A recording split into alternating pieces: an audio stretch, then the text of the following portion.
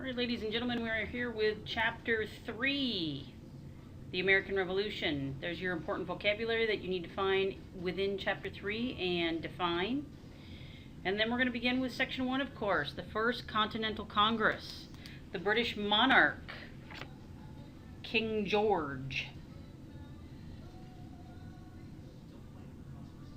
At the time of the Revolution, refused to consider the Declaration of Rights. Instead, King George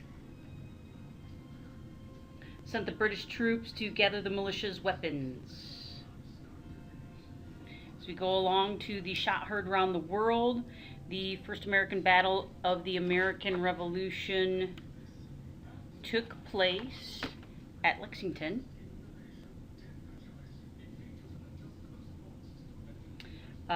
Where 70 armed Minutemen awaited the British troops.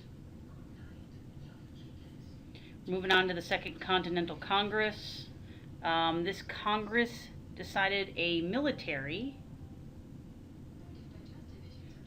force was necessary to fight against Great Britain.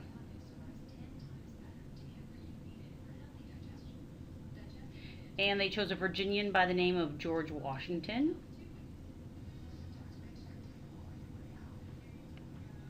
to lead the Continental Army.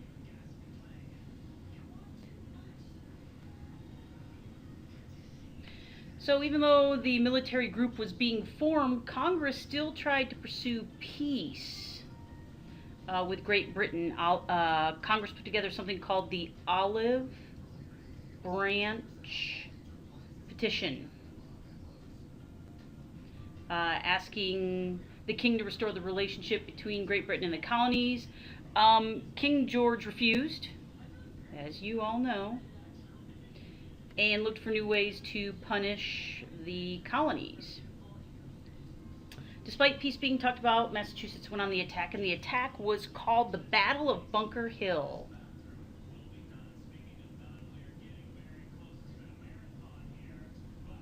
And was one of the first battles of the American Revolution. The battle was important because it proved the colonists could take on the British Army. We're going to move on to Section 2, declaring independence. King George wasn't going to grant the charter to the colony, or he wasn't going to grant the colonies their freedom, and the colonists felt that they had no other choice but to break from England.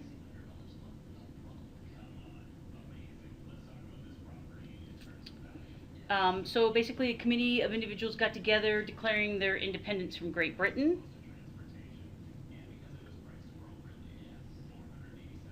And the document was called, of course, the Declaration of Independence.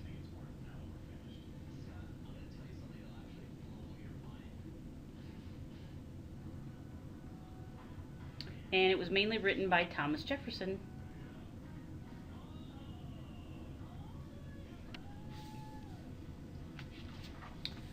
Moving on to Section 3, where the Patriots gain hope. In addition to men fighting in the war effort, women ran farms, businesses, they were messengers, they were also nurses, and believe it or not, they were spies.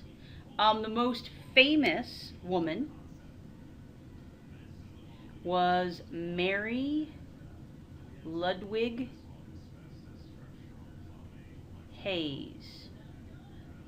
She brought water to the troops, and her nickname was Molly Pitcher, as in a pitcher of water. Alright, so early defeats. The colonists were not doing well. They had been defeated in Canada. I know, we went to Canada, it's weird. New York. And the British became overconfident and sent mercenaries to fight for Great Britain. And this led to a colonist victory in New Jersey. On Christmas night,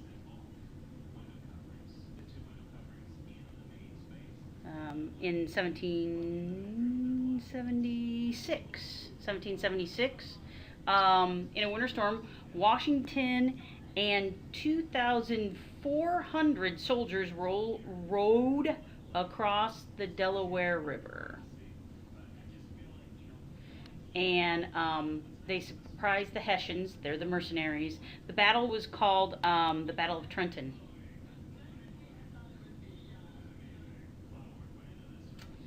The turning point for us was the Battle of Saratoga. So basically, the British were freaking out. The greatest victory, i.e., the Battle of Saratoga.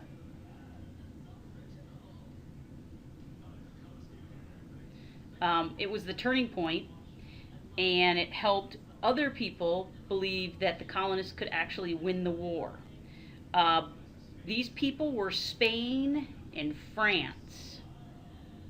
And because they did not like England, they wanted to help us. And one of the people who helped us was Marquis, Marquis de Lafayette. And he also helped us by giving us $200,000 of his own money. Another French soldier, I can't pronounce his first two, but Rochambeau is his last name. Comtederochaambeau.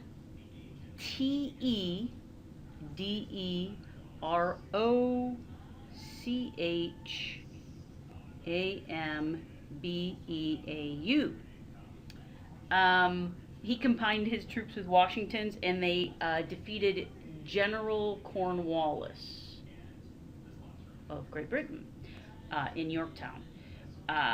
There was a Spanish governor, Bernardo de Galvez. He gathered a small army, and this army seized British posts.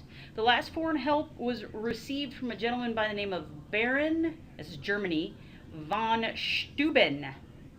He was an outstanding military soldier, and he helped train the Continental Army.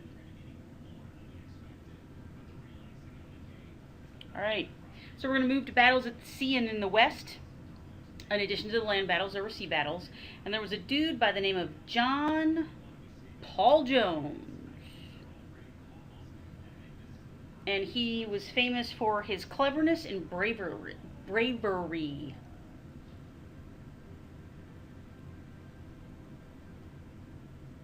And he's also famous for the quote, "I have not yet begun to fight." We're going to move on to section 4, War in the South. Since the ocean wasn't going the way the British wanted, they decided to set their sights on the South, and it worked for a while.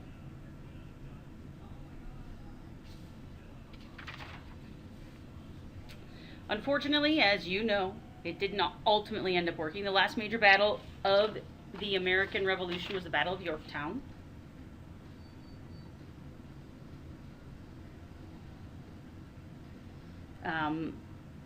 They entered into peace agreements with America. The agreement was eventually called the Treaty of Paris, and ultimately the main idea